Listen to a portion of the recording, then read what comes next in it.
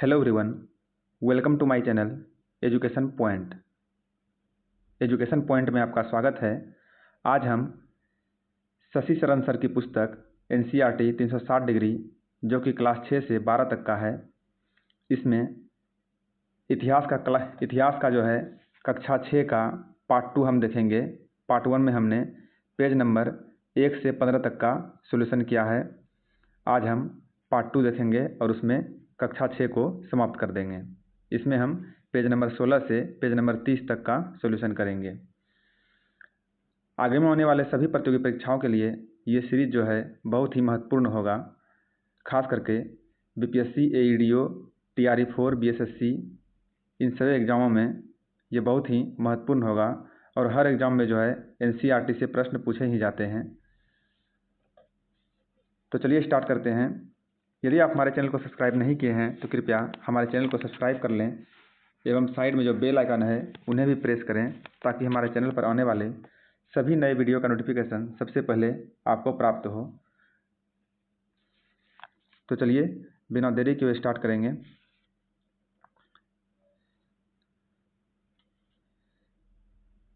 ये प्रश्न जो है पिछले पेज का था। उसमें प्रश्न था गौतम बुद्ध जो है किस गण से संबंधित रखते थे। तो गौतम बुद्ध जो है शाक्य गण से संबंध रखते थे। गौतम बुद्ध शाक्य कुल का था। बुद्ध जो है क्षत्रिय थे तथा शाक्य नामक एक छोटे गण से संबंधित थे। युवावस्था में ही ज्ञान की खोज में उन्होंने घर के सुखों को छोड़ दिया था। प्रश्न है निम्न में से कौन सा विकल्प असत्य है। निम्न में से कौन सा विकल्प असत्य है और इसका राइट आंसर है ऑप्शन सी। बुद्ध ने अपना प्रथम उपदेश लुम्बिनी में दिया था। यह कथन असत्य है। बुद्ध ने अपना प्रथम उपदेश जो है लुम्बिनी में न देकर सारनाथ में दिया था।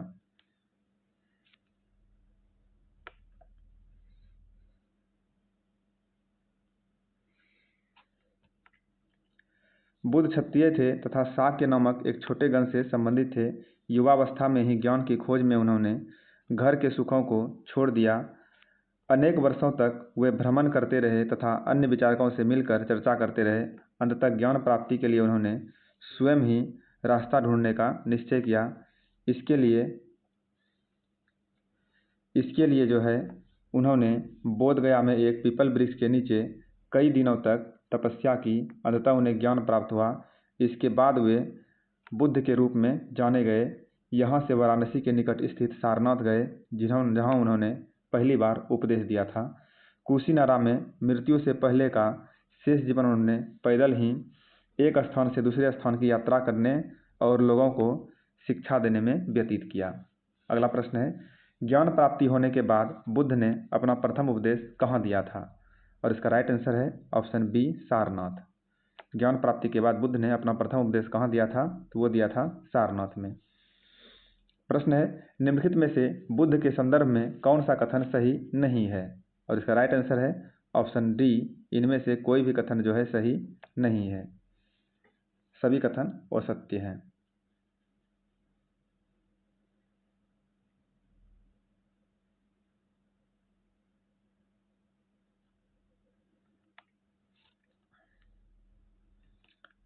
इसका विश्लेषण देखते हैं।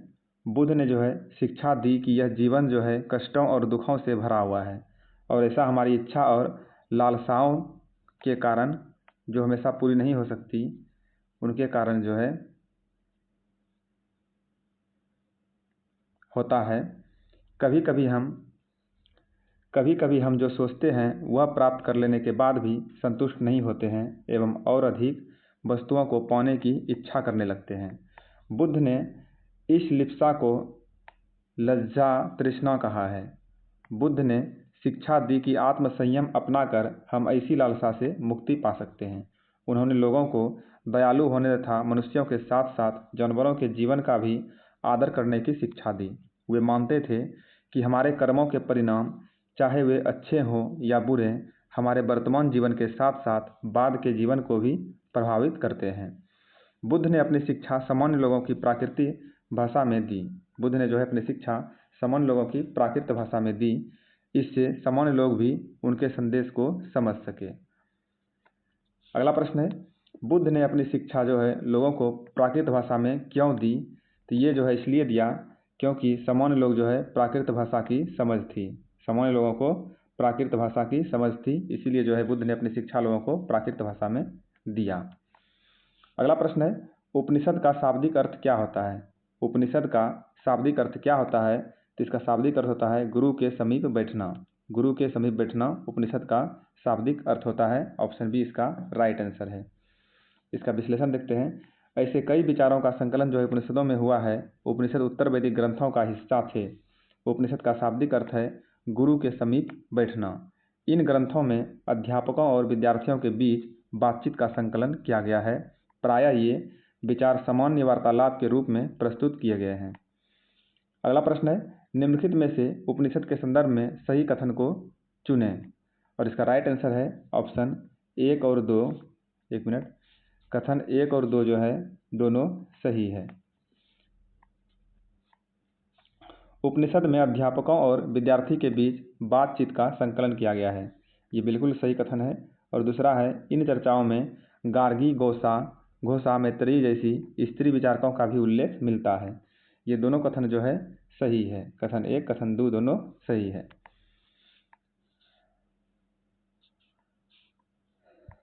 अगला प्रश्न है, जैन धर्म के 24वें तीर्थंकर कौन थे? जैन धर्म के 24वें तीर्थंकर जो है वो कौन थे? ये थे महावीर स्वामी। जैन धर्म के 24वें तीर्थंकर थे महावीर स्वामी। इसी युग में अर्थात लगभग 2500 वर्ष पूर्व जैन धर्म के 24वें तथा अंतिम तीर्थंकर वर्धमान महावीर ने भी अपने विचारों का प्रसार किया। अगला प्रश्न है, महावीर स्वामी ने जो है कितने वर्ष की आयु में घर त्याग दिए थे? महावीर स्वामी ने कितने वर्ष की आयु में घर त्यागे थे? इन्होंने जो है 30 वर्ष की आयु में घर त्यागे थे। इसी युग में अर्थात 2500 वर्ष पूर्व जैन धर्म के 24वें तथा अंतिम तीर्थंकर वर्धमान महावीर ने भी अपने विचारों का प्रसार किया। वह बज्जी संघ के लिच्छवी के एक क्षत्रिय राजकुमार थे। इस संघ के विषय में तुमने अध्याय 5 में पढ़ा है। 30 वर्ष की आयु में उन्होंने घर छोड़ दिया और जंगल में रहने लगे। 12 वर्ष तक उन्होंने कठिन व एकाकी जीवन व्यतीत किया। इसके बाद उन्हें ज्ञान प्राप्त हुआ। अगला प्रश्न है, निम्नलिखित में से महावीर स्वामी के बारे में कौन सा कथन सही नहीं है? तो इसका राइट आंसर है ऑप्शन सी, उन्होंने अपने अनुयायियों को पाली भाषा में शिक्षा दी। यह कथन जो है महावीर स्वामी के बारे में सही नहीं है।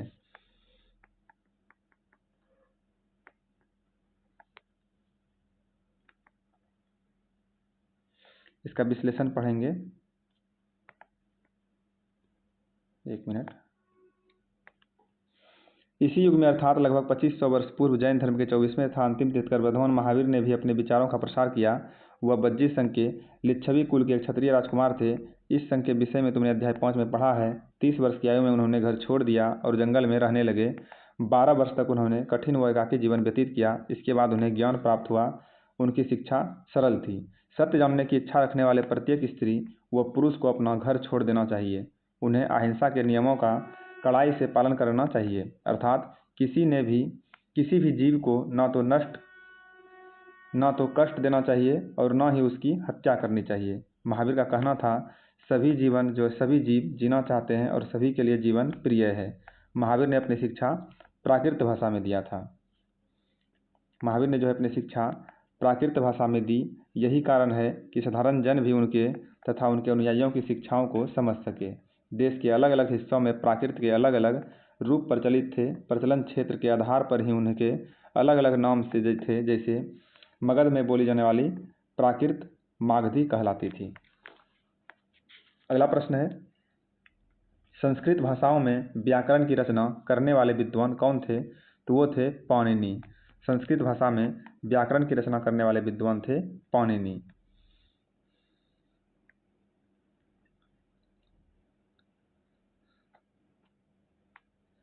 व्याकरणविद पाणिनि जो है इस युग में कुछ अन्य विद्वान भी खोज कर रहे थे। उन्हीं प्रसिद्ध विद्वानों में से एक पाणिनि ने संस्कृत भाषा के व्याकरण की रचना की। उन्होंने जो है स्वरों तथा व्यंजनों को एक विशेष क्रम में रखकर उनके आधार पर सूत्रों की रचना की। ये सूत्र बीजगणित के सूत्रों से काफ़ी मिलते जुलते हैं। इसका प्रयोग कर उन्होंने संस्कृत भाषा के प्रयोगों के नियम लघु सूत्रों के रूप में लिखे।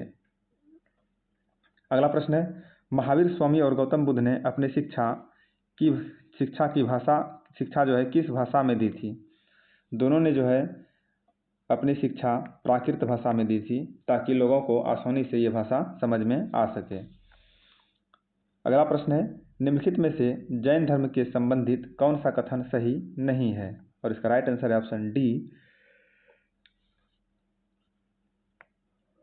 वर्तमान रूप में उपलब्ध जैन धर्म की शिक्षाएं लगभग 1500 वर्ष पूर्व गुजरात के जामनगर नामक स्थान पर लिखी गई है। ये कथन सही नहीं है। प्रश्न है, संघ में रहने वाले बौद्ध भिक्षुओं के लिए बनाए गए नियम किस ग्रंथ में मिलते हैं? संघ में रहने वाले बौद्ध भिक्षुओं के लिए बनाए गए नियम जो है किस ग्रंथ में मिलते हैं? तो ये मिलता है विनय पिटक में। विनय पिटक में मिलता है। संघ में रहने वाले बौद्ध भिक्षुओं के लिए बनाए गए नियम जो है विनय पिटक नामक ग्रंथ में मिलते हैं। विनय पिटक से हमें पता चलता है कि संघ में पुरुषों और स्त्रियों के रहने की अलग अलग व्यवस्था थी। सभी व्यक्ति जो है संघ में प्रवेश ले सकते थे। अगला प्रश्न है, निम्नलिखित में से जो है बौद्ध संघ में प्रवेश लेने के संदर्भ में कौन सा कथन सही नहीं है? और इसका राइट आंसर है ऑप्शन सी, केवल 3 नंबर कथन जो है सही नहीं है, अब बाकी सही है। तो 3 नंबर कथन में क्या है? तो ये है, विवाहित महिलाओं को संघ में प्रवेश लेने के लिए अपने माता पिता से अनुमति लेनी पड़ती थी। ये कथन जो है सही नहीं है, बाकी सब कथन सही है। संघ में पुरुष एवं स्त्रियों के रहने के लिए अलग अलग व्यवस्थाएं की गई थी। ये कथन सही है। सभी व्यक्ति संघ में प्रवेश ले सकते थे। ये कथन भी सही है। और चौथा नंबर कथन है, संघ में शामिल होने के लिए कर्जदारों को अपने देनदारों से अनुमति लेनी पड़ती थी। ये कथन भी सही है। केवल 3 नंबर कथन सही नहीं था।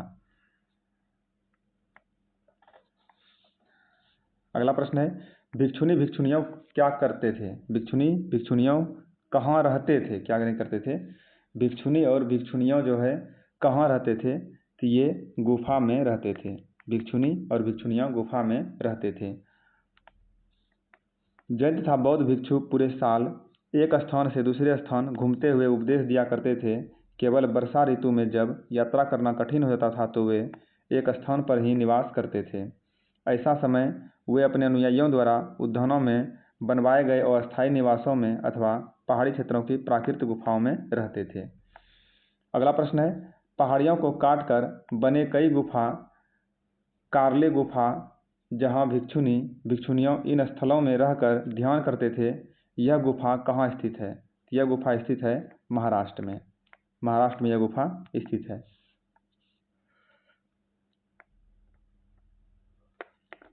अगला प्रश्न है, निम्नलिखित में से असत्य कथन का चयन करें। निम्नलिखित में से असत्य कथन का चयन करें। इसका राइट आंसर है ऑप्शन डी। इनमें से जो है कोई भी कथन असत्य नहीं है, मतलब सारे कथन सत्य है। देख लेते हैं कौन कौन सा कथन है।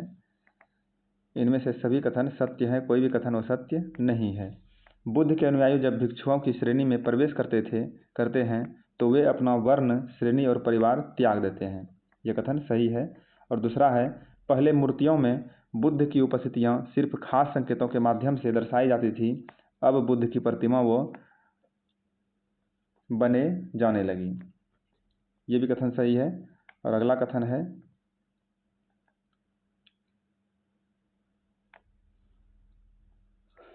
पहले बोधिसत्व ज्ञान प्राप्ति के बाद एकांतवास करते थे, लेकिन ऐसा करने के बजाय वे लोगों को शिक्षा देने और मदद करने के लिए सांसारिक परिवेश में रहना ठीक समझने लगे।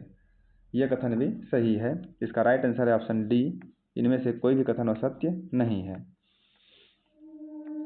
अगला प्रश्न है, मौर्य वंश की स्थापना जो है किसने की थी? मौर्य वंश की स्थापना किसने की थी?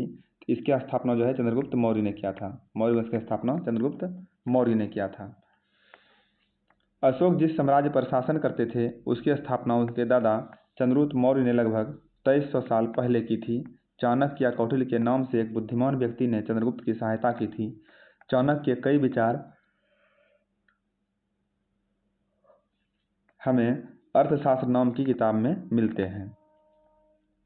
अगला प्रश्न है, मौर्य वंश की स्थापना करने में किस बुद्धिमान व्यक्ति ने चंद्रगुप्त मौर्य की सहायता की थी? इसका राइट आंसर है ऑप्शन बी, ये चाणक्य था। चाणक्य ने जो है चंद्रगुप्त मौर्य की सहायता की थी मौर्य वंश की स्थापना करने के लिए। अगला प्रश्न है, निम्नलिखित में से मौर्य वंश के संदर्भ में कौन सा कथन सही है? इनमें से जो है मौर्य वंश के संदर्भ में कौन सा कथन सही है? और इसका राइट आंसर है ऑप्शन ए, कथन 1 और 4 सही है और बाकी गलत है। मौर्य वंश की स्थापना लगभग 2300 ईस्वी पूर्व चंद्रगुप्त मौर्य ने किया था। और 4 नंबर कथन है, इस वंश को स्थापना करने में कौटिल्य ने चंद्रगुप्त मौर्य की सहायता की थी। ये दोनों कथन जो है सही है, अब बाकी कथन गलत है। अगला प्रश्न है, जब एक ही परिवार के कई सदस्य एक के बाद एक राजा बनते हैं तो उन्हें क्या कहा जाता है? जब एक ही परिवार के कई सदस्य एक के बाद एक राजा बनते हैं तो उन्हें क्या कहा जाता है? उन्हें कहा जाता है वंश। एक ही परिवार के कई सदस्य एक के बाद एक राजा बनते हैं तो उन्हें वंश कहा जाता है। अगला प्रश्न है, निम्नलिखित में से कौन सा जानवर हमारे राष्ट्रीय प्रतीक में दिखाया गया है? हमारे राष्ट्रीय प्रतीक में कौन सा जानवर दिखाया गया है? तो उसमें जो है शेर को दिखाया गया है। ये कन्फ्यूज वाला प्रश्न है, कोई बाघ मार देता है, कोई शेर मार देता है, कोई चीता मार देता है, लेकिन इसका राइट आंसर होगा शेर। हमारे राष्ट्रीय प्रतीक में जो है शेर को दिखाया गया है।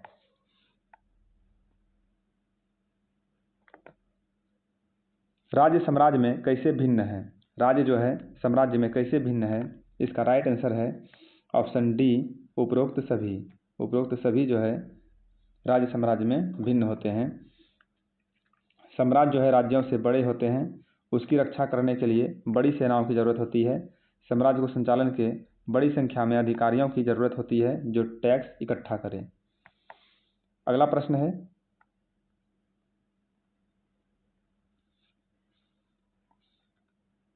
निम्नलिखित में से मौर्य प्रशासन के संदर्भ में कौन सा कथन सत्य है? और इसका राइट आंसर है ऑप्शन सी, 1, 3 और 4। कथन 1, 3 और 4 सत्य है। क्या है? मौर्य प्रशासन साम्राज्य जो है बहुत ही बड़ा था, इसलिए अलग अलग हिस्सों पर अलग अलग ढंग से शासन किया जाता था। और अगला सत्य है, साम्राज्य के भीतर छोटे छोटे प्रांत थे जिस पर तक्षशिला और उज्जैन जैसी प्रांतीय राजधानियों से नियंत्रण होता था। ये भी सत्य है। और चौथा कथन है, खनिज संपदा वाले क्षेत्र जहाँ सोने और कीमती पत्थर के लिए प्रसिद्ध थे वह से कर नजराने के रूप में वसूला जाता था। ये तीनों कथन सत्य है। अगला प्रश्न है, जहाँ कर नियमित ढंग से इकट्ठा किए जाते थे वहीं डैश अनियमित ढंग से वसूला जाता था, तो वहाँ जो है नजराना अनियमित ढंग से वसूला जाता है। जहाँ कर नियमित ढंग से इकट्ठा किए जाते थे वहीं जो है नजराना अनियमित ढंग से वसूला जाता है। अगला प्रश्न है, चंद्रगुप्त के दरबार में पश्चिम एशिया के यूनानी राजा सेल्यूकस निकेटर का राजदूत कौन था? और इसका राइट आंसर है ऑप्शन ए, ये था मेगास्थनीज। चंद्रगुप्त के दरबार में पश्चिम एशिया के यूनानी राजा सेल्यूकस निकेटर का राजदूत कौन था? ये था मेगास्थनीज। अगला प्रश्न है, निम्नलिखित में से प्रथम शासक कौन थे जिसने अभिलेखों के माध्यम से जनता द्वारा अपने संदेशों को पहुंचने की कोशिश की थी? ये था अशोक। निम्नलिखित में से प्रथम शासक कौन थे जिसने अभिलेखों के माध्यम से जनता द्वारा अपने संदेशों को पहुंचने की कोशिश की थी? तो वह था अशोक।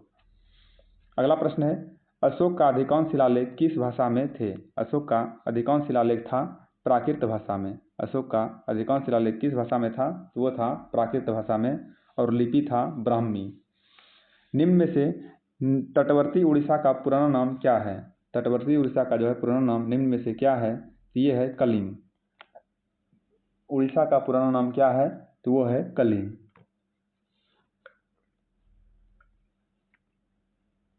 अगला प्रश्न है, अशोक ने राजा बनने के कितने साल बाद कलिंग पर आक्रमण किया? अशोक ने राजा बनने के कितने साल बाद कलिंग पर आक्रमण किया था? इन्होंने जो है 8 साल बाद कलिंग पर आक्रमण किया था। अशोक जो है राजा बनने के 8 साल बाद कलिंग पर आक्रमण किया था। अगला प्रश्न है, किस युद्ध को जीतने के बाद अशोक का मन दुख से भर गया? किस युद्ध को जीतने के बाद अशोक का मन जो है दुख से भर गया? तो वो था कलिंग का युद्ध। कलिंग का युद्ध जो है जीतने के बाद अशोक का मन जो है दुख से भर गया।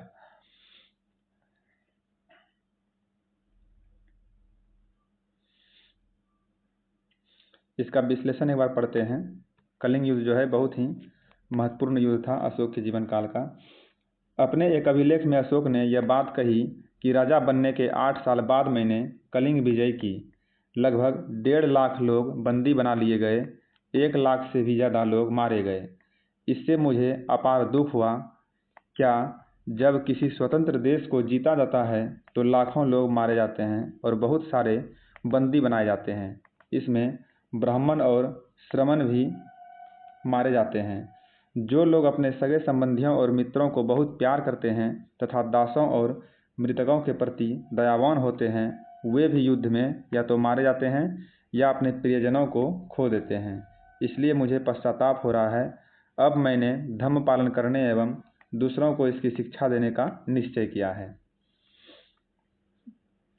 अगला प्रश्न है, निम्नलिखित में से अशोक के धर्म के संबंध में कौन सा कथन गलत है?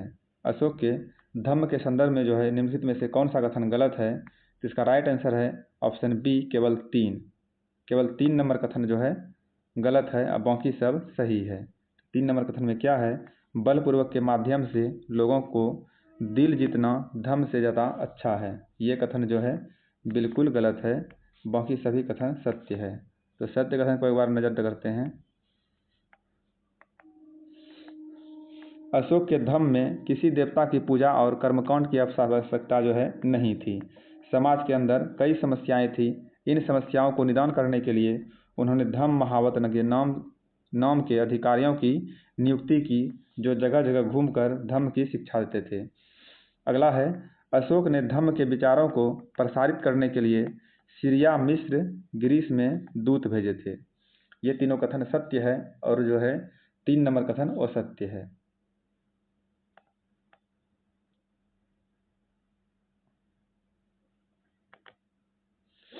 अगला प्रश्न है, निम्नलिखित में से जो है निम्न में से कौन से मौर्यकालीन स्तंभ जिसे राष्ट्रपति भवन में रखा गया है? इसका राइट आंसर है ऑप्शन ए, रामपुरवा। रामपुरवा एक मौर्यकालीन स्तंभ है, इसे राष्ट्रपति भवन में रखा गया है।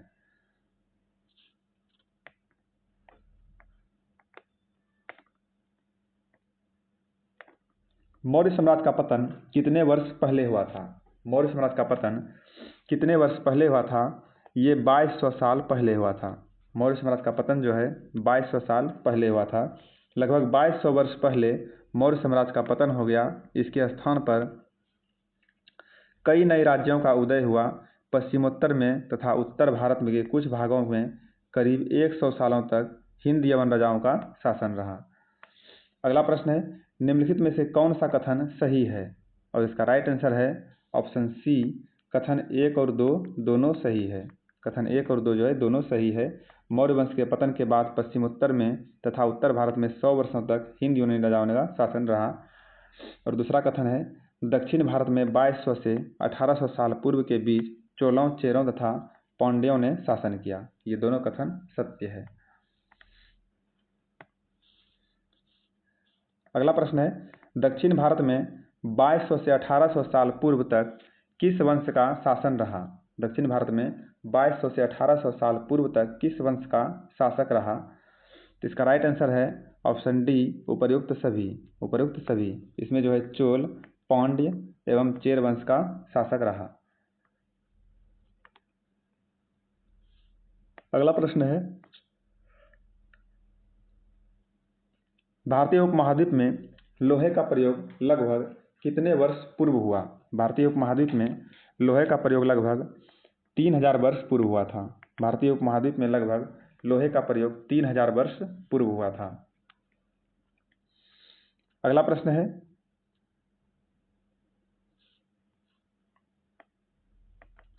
पच्चीस सौ वर्ष पहले प्रयोग किए जाने वाले लोहे के औजारों में क्या शामिल थे? 2500 वर्ष पहले प्रयोग किए जाने वाले लोहे के औजारों में क्या शामिल थे? इसमें शामिल था ऑप्शन सी, इसका राइट आंसर है ए और सी दोनों।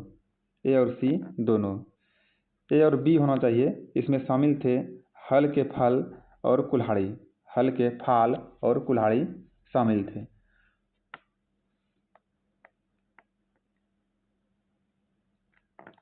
निम्नलिखित में सही कथन का चयन करें। निम्नलिखित में सही कथन का चयन करें और इसका राइट आंसर है ऑप्शन बी, 1 और 2 दोनों भी कथन सही है। 1 और 2 दोनों कथन सही है। पहला है, तमिल क्षेत्र में बड़े भूस्वामियों को वेल्लाला कहा जाता है। तमिल क्षेत्र में बड़े भूस्वामियों को वेल्लाला कहा जाता है, ये सही है। और दूसरा कथन है, तमिल क्षेत्र में भूमिहीन मजदूरों को आदिमयी कहलाते थे। तमिल क्षेत्र में भूमिहीन मजदूरों को आदिमयी कहलाते हैं, ये दोनों कथन सत्य है। अब बाकी ये तीसरा कथन जो है वो सत्य है। अगला प्रश्न है, भारत के उत्तरी गांव क्षेत्र के गांव के प्रधान को क्या कहा जाता है। भारत के उत्तरी गांव क्षेत्र के गांव के प्रधान को क्या कहा जाता है। इन्हें कहा जाता है ग्राम भोजक। ग्राम भोजक कहा जाता है। भारत के उत्तरी गांव क्षेत्र के गांव के प्रधान को ग्राम भोजक कहा जाता है। अगला प्रश्न है, निम्नलिखित कथनों में से असत्य कथन को लिखें। तो असत्य कथन है ऑप्शन बी, यह जो है यह पद अनुवांशिक पद नहीं था, ये कथन असत्य है।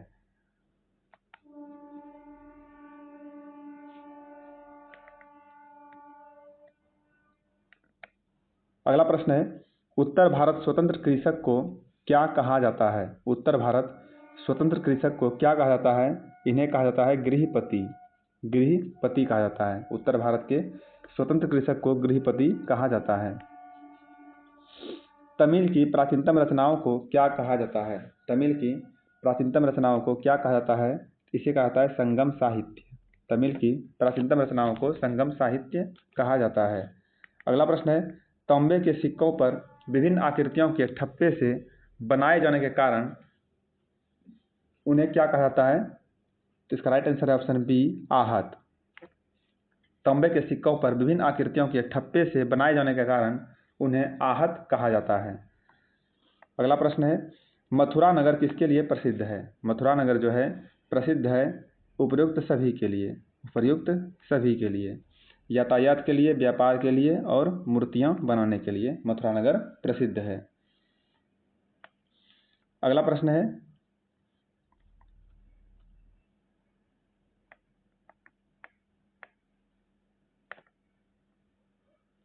निम्नलिखित में से मथुरा नगर की गतिविधियों का केंद्र होने का क्या कारण है। निम्नलिखित में से मथुरा नगर के गतिविधियों का केंद्र होने का क्या कारण है। तो इसका राइट आंसर है ऑप्शन 1, 2 और 4। 1, 2 और 4। मथुरा एक धार्मिक केंद्र रहा है। यह बौद्ध विहार और जैन मंदिर है। और दूसरा है, यह मूर्तियां बनाने के भी केंद्र था। और चौथा है, मथुरा अभिलेख में सुनारों, बुनकरों, लोहारों, टोकरी बुनने वाला, माला बुनने वाला और इत्र बनाने वाले का उल्लेख भी मिलता है। अगला प्रश्न है, शिल्पकारों और व्यापारी के संघ को क्या कहा जाता था। शिल्पकारों और व्यापारी के संघ को क्या कहा जाता था। इसका राइट आंसर है ऑप्शन बी, इन्हें जो है श्रेणी कहा जाता था। शिल्पकारों और व्यापारी के संघ को श्रेणी कहा जाता था। अगला प्रश्न है, निम्न में से शिल्प और शिल्पकारों के बारे में कौन सा कथन असत्य है। निम्न में से शिल्प और शिल्पकारों के बारे में कौन सा कथन असत्य है। और इसका राइट आंसर है ऑप्शन बी, केवल 2 नंबर कथन जो है असत्य है, अब बाकी सब सत्य है। उत्तर भारत के कपड़ा के महत्वपूर्ण केंद्र मदुरई और दक्षिण में वाराणसी है, तो ये कथन जो है असत्य है, अब बाकी सब कथन सत्य है।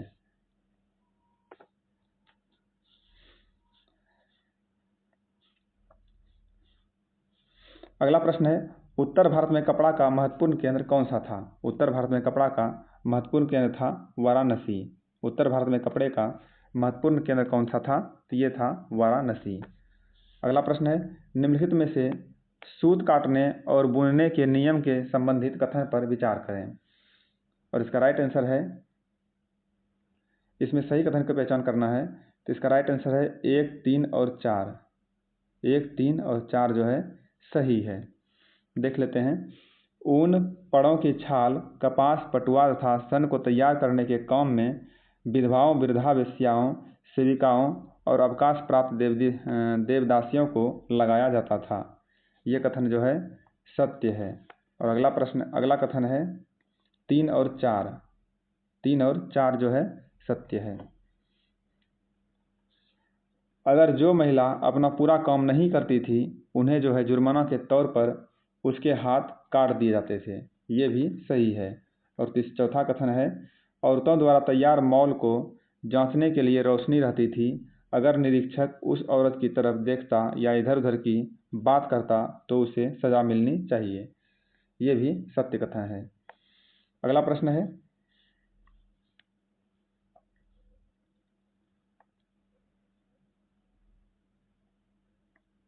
1 मिनट।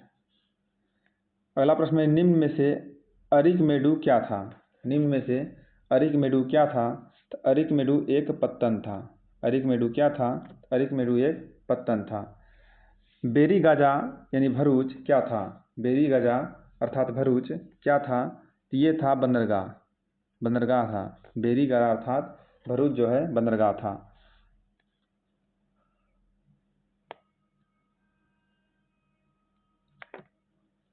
निम्नलिखित में से बेरीगाजा के संदर्भ में असत्य कथन का चयन करें। और इसका राइट आंसर है ऑप्शन ए, ऑप्शन बी केवल एक। केवल एक।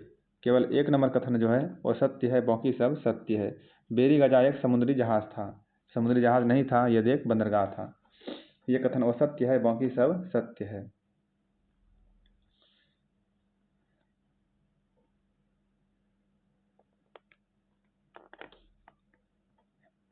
अगला प्रश्न है निम्न में से बेरीगाजा से निर्यात होने वाली वस्तुएं कौन सी है।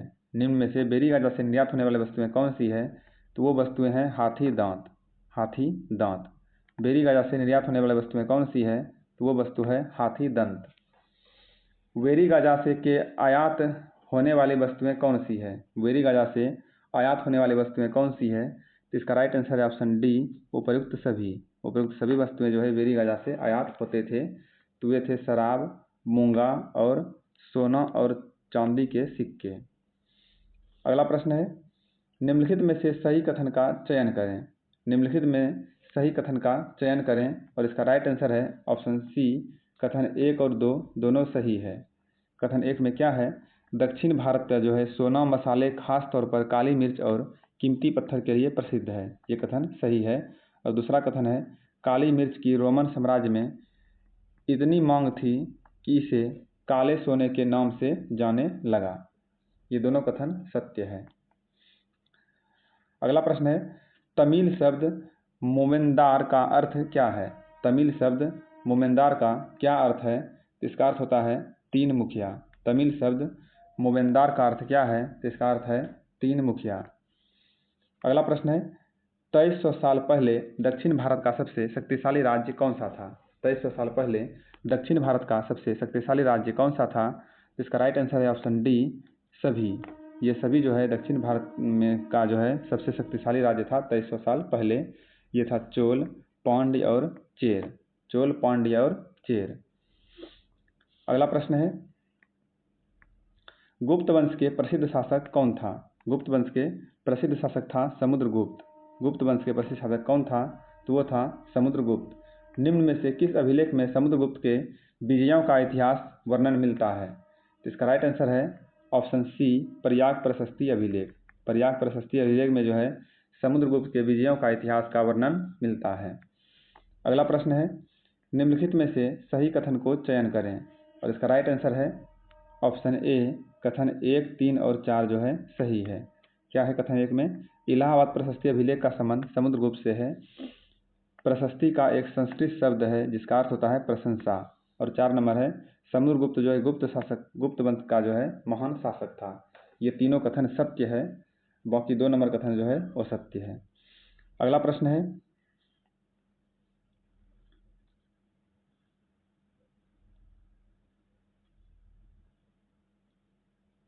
हाँ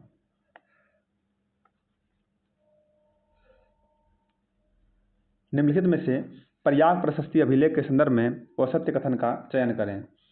प्रयाग प्रशस्ति अभिलेख के संबंध में जो है असत्य कथन का चयन करें और इसका राइट आंसर है ऑप्शन बी केवल 2 नंबर कथन जो है असत्य है, बाकी सब सत्य है। केवल 2 नंबर कथन असत्य है। दक्षिण पथ से 18 शासक आते थे, इन सब शासकों को हराकर समुद्रगुप्त ने अपने साम्राज्य में मिला लिया। ये कथन जो है असत्य है, अब बाकी सब कथन सत्य है। अब सत्य कथन देख लेते हैं कौन कौन सा सत्य कथन है। इस अभिलेख में जो है आर्यावर्त के 9 राज्यों को हराकर उसने अपने साम्राज्य में मिला लिया, यह कथन सत्य है। बाह्य इलाकों के शासक कुषाण तथा शक शासक समुद्रगुप्त के अधीनता स्वीकार की, यह भी कथन सत्य है। पड़ोसी देश असम, तटीय बंगाल, नेपाल और उत्तर पश्चिम के संघ जो समुद्रगुप्त के आज्ञा का पालन करते थे, यह कथन भी सत्य है। केवल 2 नंबर कथन असत्य है। अगला प्रश्न है,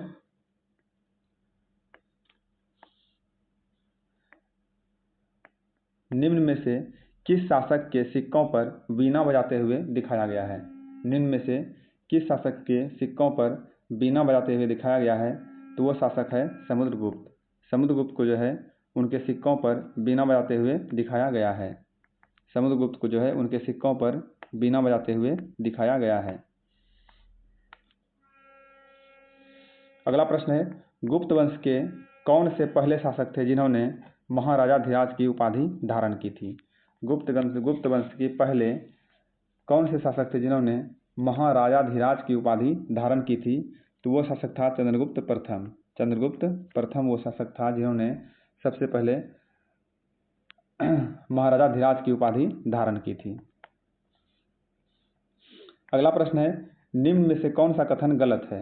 निम्न में से कौन सा कथन गलत है?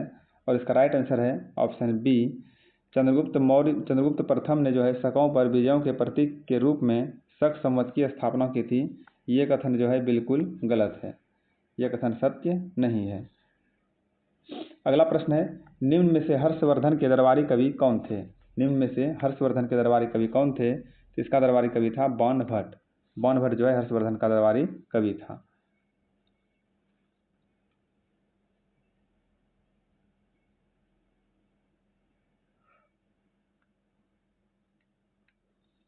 अगला प्रश्न है, हर्षवर्धन की जीवनी हर्षचरित्र की रचना किसने की है? तो इसकी रचना की है बाणभट्ट ने। हर्षवर्धन की जीवनी हर्षचरित्र की रचना किसने किया? तो इसका रचना किया है बाणभट्ट ने। अगला प्रश्न है, निम्नलिखित में से हर्षवर्धन के संदर्भ में सही कथन पर विचार करें। और इसका राइट आंसर है ऑप्शन ए, 1, 2 और 3 कथन जो है सही है। 1, 2 और 3 सही है और यह 4 नंबर कथन गलत है। देखते हैं 1, 2, 3 में क्या है। हर्षवर्धन अपने पिता और बड़े भाई के मृत्यु हो जाने के बाद थानेसर के राजा बने। उनके बहनोई गिरिवर्मा कन्नौज के शासक थे। गिरिवर्मा की मृत्यु के पश्चात कन्नौज को अपने अधीन कर लिया। ये तीनों कथन सत्य है, बाकी 4 नंबर कथन जो है असत्य है। अगला प्रश्न है, निम्न में से दक्षिण भारत के राजवंशों के बारे में असत्य कथन पर विचार करें। निम्न में से दक्षिण भारत के राजवंशों के बारे में असत्य कथन पर विचार करें और इसका राइट आंसर है ऑप्शन सी, केवल 3 नंबर कथन जो है असत्य है, बाकी सब कथन सत्य है। तो 3 नंबर कथन में क्या है, चालुक्य की राजधानी कांचीपुरम थी, यह कथन असत्य है। अब बाकी सब सत्य कथन है। अब सत्य कथन देखते हैं, पल्लवों का राज्य जो है उनकी राजधानी कांचीपुरम के आसपास के क्षेत्रों से कावेरी नदी के डेल्टा पर फैला हुआ था। और दूसरा है, चालुक्य का राज्य कृष्णा और तुंगभद्री नदियों के बीच स्थित था। और चालुक्य वंश की राजधानी कांची नहीं थी, कांचीपुरम नहीं थी, इसका राजधानी जो है वातापी थी।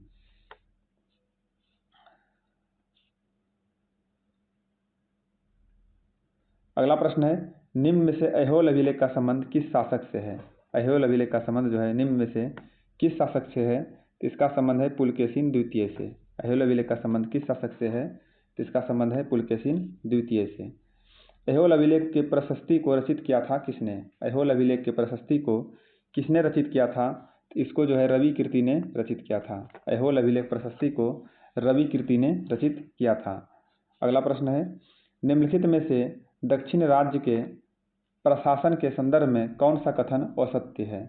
और इसका राइट आंसर है ऑप्शन सी, एक व्यक्ति एक ही पद पर कार्य करता था, ये कथन जो है असत्य है। निम्नलिखित में दक्षिण राज्य के प्रशासन के संदर्भ में कौन सा कथन असत्य है? तो इसका सी नंबर कथन असत्य है कि एक व्यक्ति एक ही पद पर कार्य करता था। अगला प्रश्न है,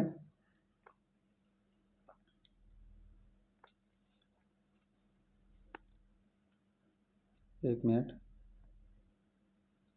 ब्राह्मण भूस्वामियों का संगठन क्या कहलाता था? ब्राह्मण भूस्वामियों का संगठन क्या कहलाता था? तो इसका संगठन कहलाता था सभा। ब्राह्मण भूस्वामियों का संगठन क्या कहलाता था?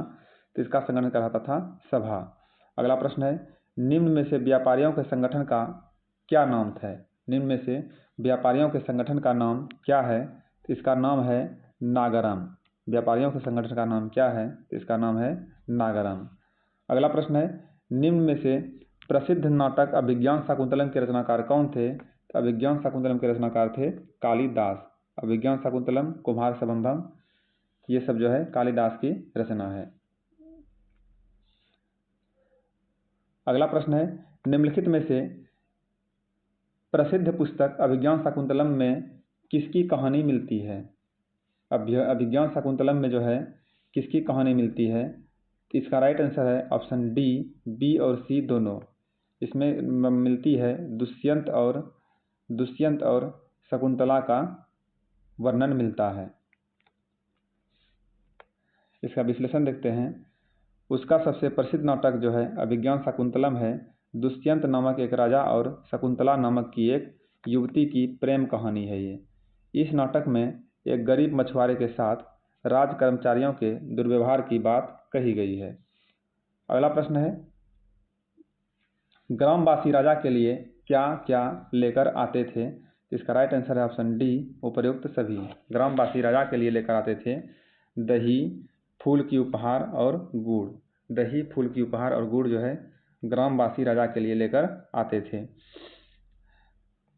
अगला प्रश्न है, स्तूप का शाब्दिक अर्थ क्या होता है? स्तूप का शाब्दिक अर्थ क्या होता है? तो इसका शाब्दिक अर्थ होता है टीला। स्तूप का शाब्दिक अर्थ क्या होता है? तो इसका शाब्दिक अर्थ होता है टीला। निम्नलिखित में से औसत्य कथन का चयन करें और इसका राइट आंसर है ऑप्शन सी, केवल 4 नंबर कथन जो है औसत्य है। इनमें चंद्र नाम के एक शासक का जिक्र है जो संभवतः मौर्य वंश से थे। ये कथन बिल्कुल असत्य है और बाकी सभी कथन सत्य है।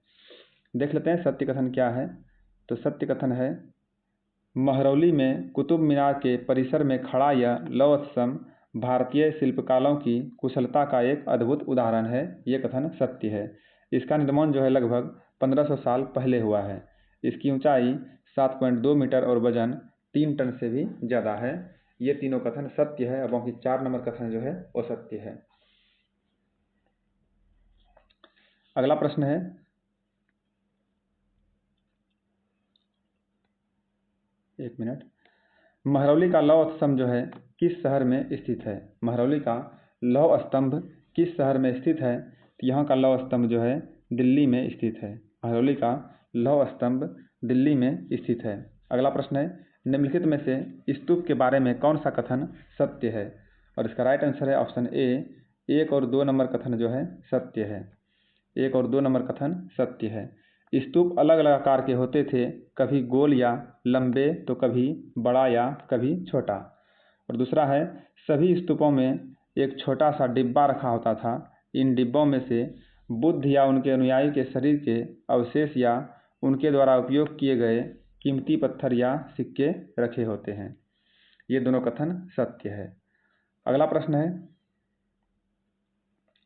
स्तूप के चारों ओर परिक्रमा करने के लिए बने वृत्ताकार पथ को क्या कहा जाता है? स्तूप के चारों ओर परिक्रमा करने के लिए बने वृत्ताकार पथ को क्या कहा जाता है?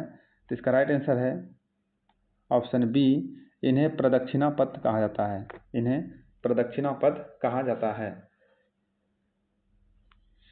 अगला प्रश्न है, मंदिर का सबसे महत्वपूर्ण हिस्सा जहां मुख्य देवता की छवि रखी गई थी किसके रूप में जाना जाता है? मंदिर का सबसे महत्वपूर्ण हिस्सा जहां मुख्य देवता की छवि रखी गई थी, इसे जो है किस रूप में जाना जाता है? इन्हें गर्भगृह के रूप में जाना जाता है। गर्भगृह के रूप में जाना जाता है। अगला प्रश्न है, एक सभागार जहां लोग इकट्ठा होते थे उन्हें क्या कहता था? उन्हें कहा जाता था मंडप। मंडप एक सभागार था जहां पर लोग इकट्ठा होते थे। अगला प्रश्न है, निम्न में से एकास्म से संदर्भित कौन सा कथन गलत है? और इसका राइट आंसर है ऑप्शन बी, ईंट से बनी इमारतों को नीचे से ऊपर के क्रम में जोड़ते हैं, ये कथन जो है गलत है। अगला प्रश्न है 9 नंबर, अजंता के चित्र जो है कितने वर्ष पुराने हैं? अजंता के चित्र कितने वर्ष पुराने हैं? इसका चित्र जो है लगभग 1500 वर्ष पुराने हैं। 1500 वर्ष अजंता का चित्र पुराने हैं।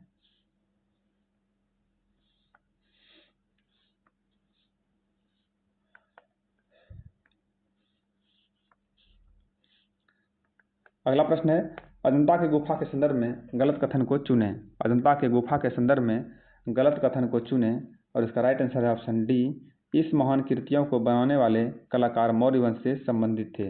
ये कथन जो है गलत है, बाकी सब कथन सत्य है। अगला प्रश्न है, तमिल महाकाव्य शिल्पदिकारम की रचना किसने की? तमिल महाकाव्य शिल्पदिकारम की रचना किसने किया है? इसका रचना किया है इलांगो ने। तमिल महाकाव्य शिल्पदिकारम की रचना है इलांगो। अगला प्रश्न है, निम्न में से तमिल महाकाव्य शिल्पदिकारम में किसकी कहानी है? इसमें कहानी है कोवलन और कन्नगी का। ऑप्शन डी इसका राइट आंसर है, ए और बी दोनों। इसमें जो है कोवलन और कन्नगी का कहानी है। अगला प्रश्न है, तमिल महाकाव्य मणिमेखलई किसकी रचना है? तमिल महाकाव्य जो है मणिमेखलई किसकी रचना है? तो ये रचना है सत्यनार का। सत्यनार का रचना है तमिल महाकाव्य मणिमेखलई को। मणिमेखलई जो है सत्यनार की रचना है। अगला प्रश्न है,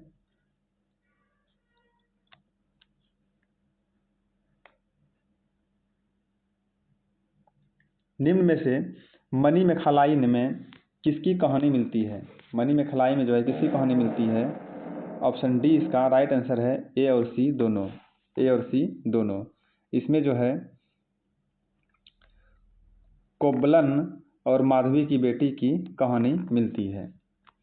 अगला प्रश्न है, संस्कृत महाकाव्य का नाम बताएं। तो संस्कृत महाकाव्य जो है दो ही है, एक है महाभारत और दूसरा है रामायण। ऑप्शन डी इसका राइट आंसर है, ए और बी दोनों। अगला प्रश्न है, महाकाव्य पुराण और महाभारत को किसने संकलित किया था? महाकाव्य पुराण और महाभारत को किसने संकलित किया था? इसको संकलित किया था वेद व्यास ने। महर्षि वेद व्यास जी ने महाकाव्य पुराण और महाभारत को संकलित किया था।